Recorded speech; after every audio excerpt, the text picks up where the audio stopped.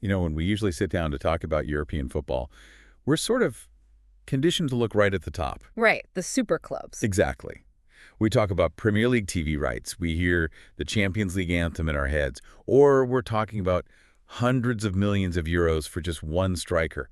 It's the glossy, high-definition version of the sport. It's the version that fits neatly into a highlight reel, yeah. It is. But today, we are going completely off the map. We're ignoring all that shiny stuff to look at a system that is, well, it's so deep, so layered, and frankly, so surprisingly complex, it rivals the bureaucracy of a small nation. Yeah. We are diving into the ecosystem of Polish football. And when you say deep, you really aren't exaggerating. We're not talking about a first and second division here. We are talking about a pyramid that goes down 9 distinct levels. 9 levels. I mean, that's just a staggering amount of infrastructure. It is. And what's really compelling about the research we've got for today is this central idea that lower-level football isn't just a hobby. It's more than that. It's way more. As one source put it, football in Poland is as essential to the local culture as, pierogi or Zurich. It's a staple. So our mission for this deep dive is to peel back those layers. We want to understand how a system, this massive thing, actually functions financially. Because, spoiler alert, the economics are bizarre. Yeah, they really are. And we're going to look at it through the eyes of 2 Ukrainian players, Mykola Melitin and Artem Korniev, who are currently grinding it out inside this machine. And their perspective is just vital because they're insiders who still have an outsider's eye. They notice the things that locals might just take for granted, from the quality of the grass to the weirdness of the locker room rituals. Okay, so before we get to the human stories, though, we have to map this beast out. The structure itself is a bit of a bureaucratic maze, and I think the naming conventions are almost designed to confuse you. Oh, they definitely keep you on your toes. To understand the Polish pyramid, you have to understand the split in governance. It's like a tale of 2 kingdoms. You have the PZPN, the National Federation, and they manage the top 3 tiers. That's the professional facade. Right. Then you have the regional associations, the WZPN, and they manage the bottom 6 tiers, and that's the Wild West. So let's start at the summit. Level 1. The Ekstraklasa. This is the promised land, 18 teams. If you win here, you are the champion of Poland. You get a shot at the Champions League qualifiers. The Polish Cup winner gets a ticket to the Europa League. It's high stakes, professional contracts, modern stadiums. And then we drop down to level 2 and level 3. Which, just to be difficult, are officially called the First League and Second League. Of course they are. Why start counting at 1 when you can start at 0? Precisely. But don't let the names fool you. These are fully professional leagues. 18 teams each. TVP, the national broadcaster, holds the rights here. So you're on TV, you've got exposure. You're making a living wage. But then you hit this cliff edge at level 4. The third league. Right. This is the last tier of central management. It's divided into 4 macro regions, and it's a fascinating tier because it's a filter. You get fallen, giants historic clubs that went bankrupt and are clawing their way back up, and you get the reserve teams of massive clubs like Legia Warsaw. So purely theoretically, you could be a local player in the third league and find yourself marking a guy who was on the bench for a Champions League qualifier 2 weeks ago. That happens all the time. It's a total collision of worlds.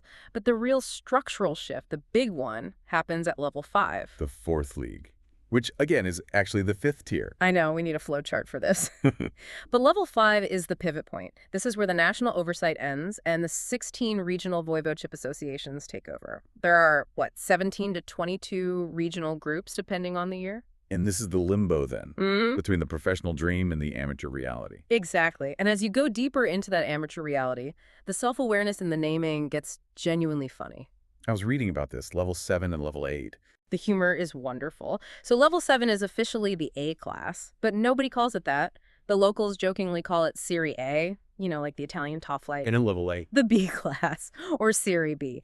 And my personal favorite nickname for it is the 8th Champions League. That is brilliant. It suggests they know exactly where they are on the food chain, but they're going to own it with a bit of swagger. Totally. And just to be thorough, there is a level 9, the C class, but that's a bit of a geographical anomaly, mostly in the Silesian region. For most of Poland, Serie B is the bedrock. You can't fall any lower. I really want to zoom in on that pivot point we mentioned, level 5, the 4th league, because the economics there seem completely detached from any standard business logic. We had this interview with Mykola Melitin, who plays for a club called Gornik Zutarija. What does his experience tell us about the money? Mykola provides a real reality check. He breaks down the budget of a typical level 5 club, and it's a masterclass in how fragile these ecosystems are. The clubs generally have two revenue streams. First up, the municipality. The town hall. Right. For Mykola's club, the local government provides about 50,000 zloty a year. Now, that might sound like a decent chunk of change for, a hobby club. But in football terms, that vanishes instantly. It's gone instantly. And crucially, it is usually earmarked for operational costs. That 50K pays for the referees, the match balls, the medical staff, pitch maintenance. It absolutely does not pay player salaries. So if you're a player like Mykola and you're expecting a paycheck, the town isn't the one signing it. No. If you want to get paid, the club needs a private sponsor. A local businessman, a factory owner, someone with the passion for the game and some disposable income. Mykola mentions he earns about 400 zloty per match. That comes out to roughly 1,600 zloty a month. Which is? Yeah. That's pocket money. It's a supplement. It pays for gas, maybe groceries. You cannot live on it. However, this reliance on private sponsors, it leads to massive distortions in the league. Mykola tells the story of a club called Baris Suos. The Sausage King situation. This is the perfect example of how one sponsor can just break the league. Baris Suos is a village team, level 5. But they are backed by the Tarczyski brand. The Tarczyki. Yeah. They're famous for Cabanos sausages, right? The kings of Cabanos. So you have this corporate giant just pouring money into a 5th-tier village team. So what does that look like on the ground? Well, because of that sausage money, this little club has a stadium with a roof, floodlights, and this is the kicker. They are paying players between 8,000 and 10,000 zloty a month. Oh, wait, 10,000 zloty. That's significantly higher than the national average salary in Poland. You're telling me this is happening in the 5th division? It's extra klasa money in the mud. Yeah. They are recruiting players who have played 200 matches in the top flight. Mykola said they have a guy who scored against Barcelona in a friendly once. These guys drop down 5 levels because the money is just better than in the professional second league. That creates such a bizarre competitive landscape. You have amateurs playing for beer money, going up against guys on professional contracts just because one town has a sausage factory and the other one doesn't. It's basically feudalism. If your local lord is rich, you win. If not, you scrape by. But there is one other financial lottery ticket that keeps these small clubs dreaming. The transfer windfall. Exactly. The solidarity mechanism. The source highlights a club called Lechia Gierunio. It's a small town, about 35,000 people, but they developed a player named Krzysztof Piłek. The striker, went to AC Milan, plays for the national team. The very same. When Piłek was sold to Milan for millions of euros, that solidarity mechanism kicked in.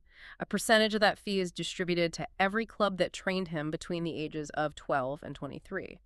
Lechia Gierunio got a cut. And for a club with a shoestring budget, that cut must have been nuclear. It was millions of zloty. It set them up for a decade. It allowed them to renovate the stadium, pay staff, run a professional academy.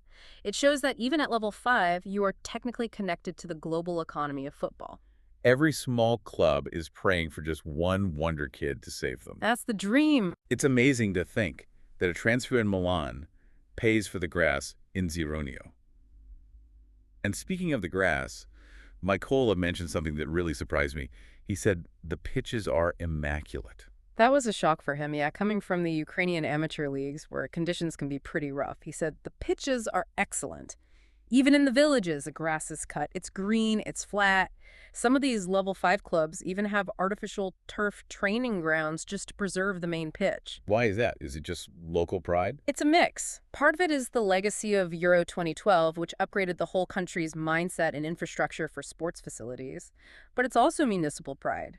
Even if the team is losing, the mayor wants the facility to look professional. And it must change the psychology of the players. Absolutely. You might be earning 400 zloty, but when you walk out on that carpet, you feel like a pro. So let's shift gears to the human element. We talked about the structure and the money, but who are the people actually populating these leagues? We have the story of Artem Korniev. Artem's story is so fascinating because he represents a very specific demographic in Polish football. The immigrant worker. He's playing lower down than Mykola in the 8th class, the so-called Serie A, in a town called Muawa. And he's not there as some kind of football mercenary. He's working a regular, hard job. He's working at an LG electronics factory. Making TVs. Massive ones, 77, 86 inches. He describes the work so vividly. standing on the assembly line, attaching modules hour after hour. It's repetitive physical labor. So he came to Poland for work, not for football. Right, he thought his playing days were basically over. That's a common feeling for immigrants, isn't it? You move to a new country, you don't speak the language, you can get isolated, you think your hobbies are a luxury you can't afford anymore. Exactly. But football acts as this universal language. A coworker invited him to a kick-around, just a recreational game with other Ukrainians. They formed a team, went to a local tournament, and won. And immediately, like sharks smelling blood, a scout was there. At a recreational tournament. The hunger for talent in these lower leagues is insatiable. The club was Janowiec Kościelny. They saw him play one time, and the coach immediately wanted him. They even handled the international transfer paperwork with his old club in Ukraine. Wow. So suddenly, he's not just a factory worker on the assembly line, he's a footballer again. And that became his vehicle for integration. Artem is very honest about this.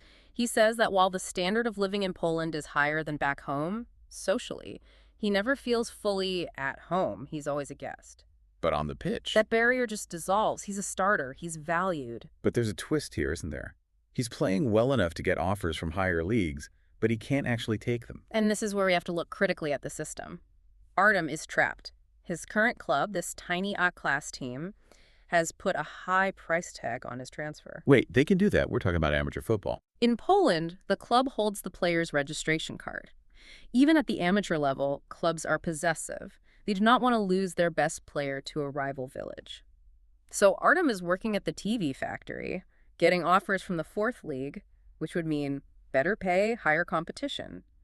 But he can't go. Because his amateur club demands a transfer fee that the other clubs won't pay. That's it. It's incredibly frustrating. It's essentially a golden handcuff situation, just without the gold. It is. It's the dark side of that local passion. They love him so much and need him so much to win that they won't let him leave to progress his own career. We also touched on this idea of the farm team dynamic earlier. Mykola talked about this in the fourth league.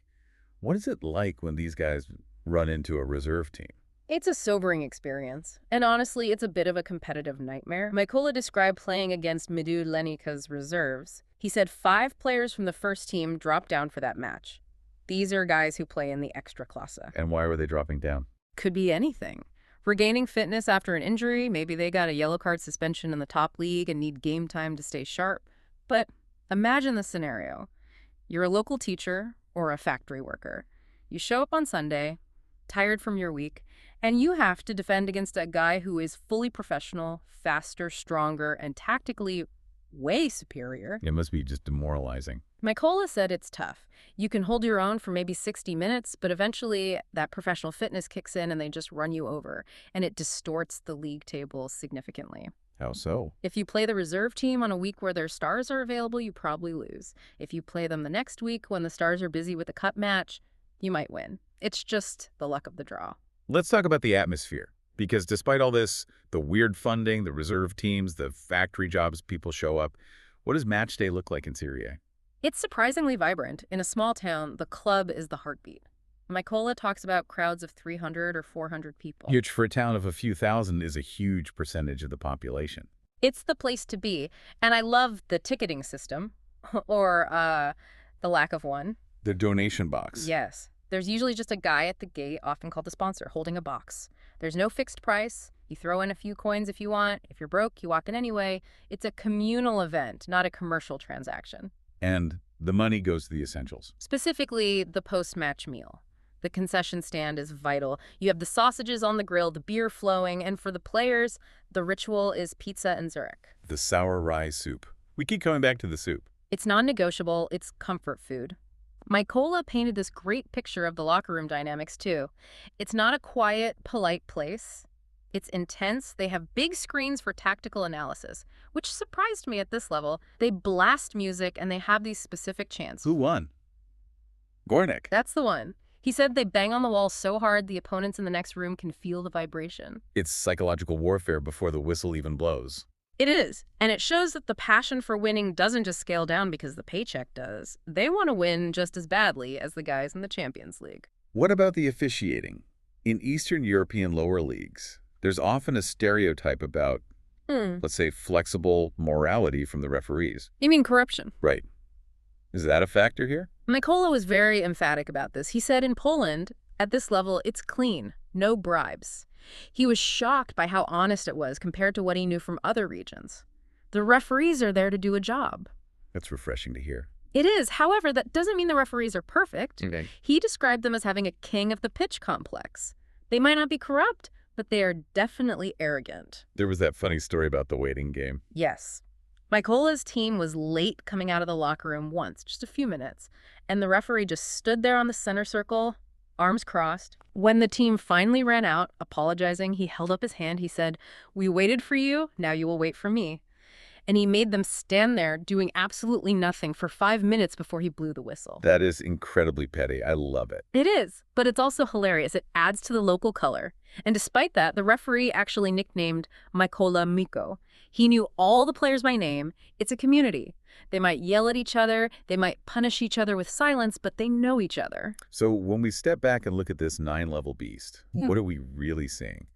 We see factory workers on immaculate pitches, funded by sausage millionaires, and lottery ticket transfer fees from global superstars. Yeah. It feels like a very specific, functioning ecosystem. It is much more structured and mass market than I expected. It's not just a hobby. It's a whole economy. It connects the smallest village to the biggest stadiums in Milan via that solidarity mechanism. It creates jobs, however small, and it sustains entire communities. It brings up a really interesting philosophical question about the very bottom of the pyramid. It does. We joked about the B class, the 8th Champions League.